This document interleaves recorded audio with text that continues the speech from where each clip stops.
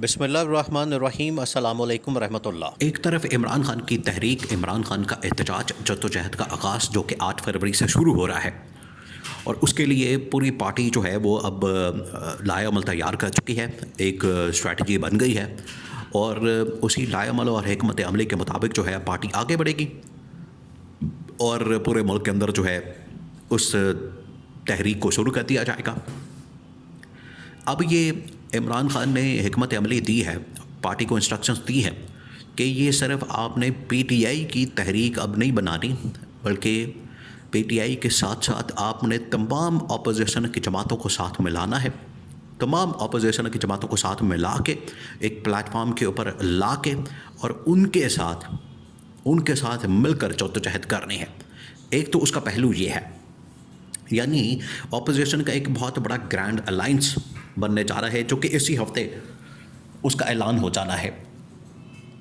इसी हफ्ते जो है उसका ऐलान मुतवक्के है। दूसरी जानिब अब आपको पता है कि जिस तरीके से इन्होंने अदलिया को कंट्रोल करने की साजिश की, अदलिया को कंट्रोल करने की इन्होंने प्लानिंग की और अदलिया को कंट्रोल करने के लिए जो इन्होंने हरबे इस्तेमाल किए, हथकंडे इस्तेमाल किए, उसके ख़िलाफ़ अब जजेस और वकला वो मैदान के अंदर आ गए हैं और उनकी जानिब से ना सिर्फ इस तहरीक के अंदर हिस्सा बनने का ऐलान किया गया है, उनको ऑन बोर्ड लेने का फ़ैसला किया गया है, बल्कि ये पूरा अब जो मुख्तलिफ़ शोबों से ताल्लुक़ रखने वाले लोग हैं वो भी इस तहरीक के अंदर आ रहे हैं। तो अब ये सिर्फ एहतजाज जो है वो सिर्फ पीटीआई का नहीं होने जा रहा, बल्कि पीटीआई के साथ तमाम की तमाम अपोजिशन पार्टीज़ और मुख्तलिफ़ शोबों से ताल्लुक़ रखने वाले लोग मैदान में आ रहे हैं, जिसकी वजह से इस्टेब्लिशमेंट ने देखा कि हालात बड़े बिगड़ने जा रहे हैं।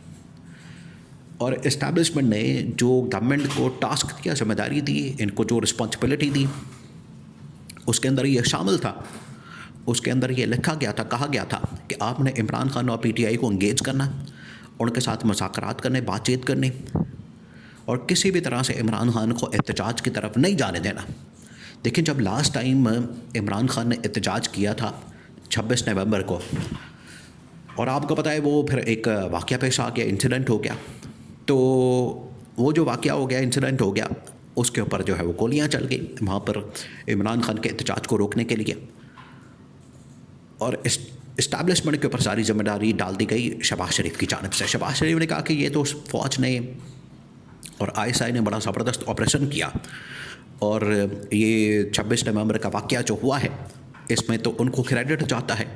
तो शहबाज शरीफ ने तो खुलकर बता दिया कि इसके पीछे कौन है, इसके अंदर मुलविस कौन है। शहबाज शरीफ ने बता दिया। अब ये हकीकत तो खुलकर सामने आ गई और उस वक्त भी ये दरारें पड़ गई थी हुकूमत और इस्टेब्लिशमेंट के दरमियान, और इस्टेब्लिशमेंट ने ये साफ अल्फाज में वज़ीर-ए-आज़म को, हुकूमत को बता दिया था कि आपकी इस हरकत की वजह से अब जितना प्रेशर आ रहा है पाकिस्तान के ऊपर, वो चाहे अंदर से प्रेशर आ रहा है पाकिस्तान के अंदर से अवाम का, पब्लिक का, इदारों का, बल्कि जो इंटरनेशनल प्रेशर आ रहा है जिसमें यूरोपीय यूनियन से लेकर अमेरिका, कनाडा, बरतानिया, एक तो सिविलियंस का मिलिट्री ट्रायल के ऊपर बड़ा प्रेशर आया, दूसरा इस वाक़े के ऊपर बड़ा प्रेशर आया, तो वो सारा प्रेशर जो है वो डाइवर्ट हो जाता है इस्टेब्लिशमेंट की तरफ। इस्टेब्लिशमेंट इसकी कसूरवार है, इस्टेब्लिशमेंट इसके ज़िम्मेदार है। ये इसकी वजह ये होती है कि जब इंटरनेशनल लेवल पर जब डेलीगेशन जाते हैं तो इस्टेब्लिशमेंट की बड़ी शर्मिंदगी उनको होती है, उनको बड़ी वहाँ पर जाके हज़ीमत का सामना करना पड़ता है, उनको जाके वहाँ पर बड़ी बातों का सामना करना पड़ता है और उनके साथ कोई डील नहीं करता, नेगोशिएट नहीं करता कि आप मुल्क के अंदर जो है वो इस तरह के हालात करते हैं, आप इंसानी हुकूक की पामाली करते हैं, तो इल्ज़ामात उनके पर लग जाते हैं। तो इस वजह से इस्टेब्लिशमेंट इस किस्म की इमेज को किसी सूरत भी अफोर्ड या बर्दाश्त नहीं कर सकती। ये था उस वक्त का मामला, आज से तकरीबन को 2 से 4 महीने पहले का, नवंबर की 26 नवंबर का मामला। अब दिसंबर भी गुजर गया, जनवरी भी गुजर गया, तो 2 महीने में इन लोगों ने, इस्टेब्लिशमेंट ने इसी वजह से फिर इनको डंडा दिया था हुकूमत को कि आप इमरान खान को इंगेज करें, मुज़ाकरात करें। इन्होंने ये करना शुरू कर दिया, लेकिन मुज़ाकरात आपको पता है ये 2 महीने जो लटका के रखे, हुकूमत तो ऐसी टाल मटोल करती रही, कभी आ रहे हैं, कभी जा रहे हैं, कभी बात हो रही है, कभी नहीं हो रही, कभी इधर आ रहे हैं, कभी उधर जा रहे हैं, मुकमका नहीं हो रहा, बातचीत नहीं हो रही, कोई सलूशन नहीं निकल रहा। इस्टेब्लिशमेंट ने कहा कि आपने क्या हर चीज़ को बिल्कुल लटका के रखा हुआ है, हाथी के डैश के साथ बांधा हुआ है, बात करें मामलात को हल करें, वरना ये आपसे अगर बात नहीं होती तो फिर हम करके देख लेते। फिर इस्टेब्लिशमेंट खुद में तान में आई। इस्टेब्लिशमेंट ने अब काफ़ी हद तक मामलात को सॉर्ट आउट कर लिया। जनरल आसिम के साथ फिर बरह रास्त मुलाकात होती है किसकी, बैरिस्टर गौहर खान की, जो कि इमरान खान का ओपनिंग बैट्समैन है, खिलाड़ी है, PTI का इस वक्त चेयरमैन है।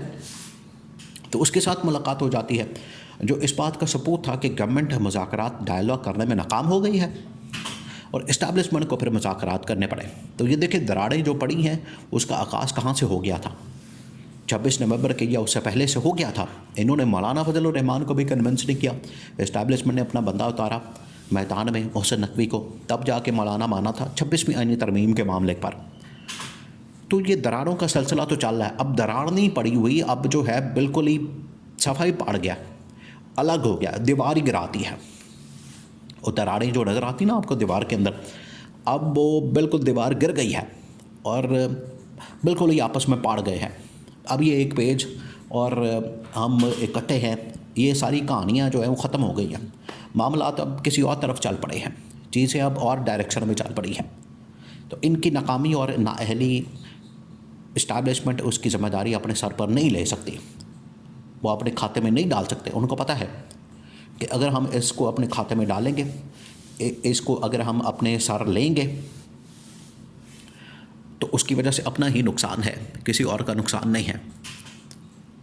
ये इनकी जानिब से दो टक अंदाज में इस्टेब्लिशमेंट ने गवर्नमेंट को बता दिया, हुकूमत को बता दिया। तो यही वजह है कि अब चीज़ें बिल्कुल बदल गई हैं और ये जो एक पेज पर नज़र आते हैं अब ये एक पेज पर नहीं है।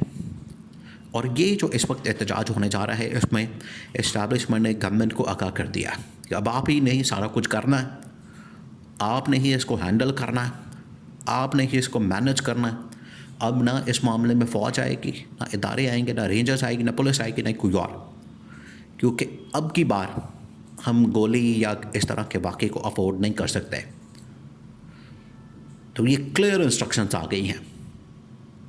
तो अब गवर्नमेंट के ऊपर है, और गवर्नमेंट के हाथ पांव फूल गए इस इंस्ट्रक्शन के बाद। इनको ये पता लग गया है, इनके नॉलेज में आ गया है कि अगर हम अब इस स्टेज पर मौके पर कुछ ना कर सकें तो फिर हमारी हुकूमत का ख़ात्मा हो जाना है, क्योंकि इमरान खान तो लेके बैठ जाएगा। ये है 8 फरवरी का असल जिन, जो कि बोतल से बाहर आ चुका है। इसको काबू करना, कंट्रोल करना हुकूमत के बस में नहीं, और ये हुकूमत के ख़ात्मे का बाइस बनेगा।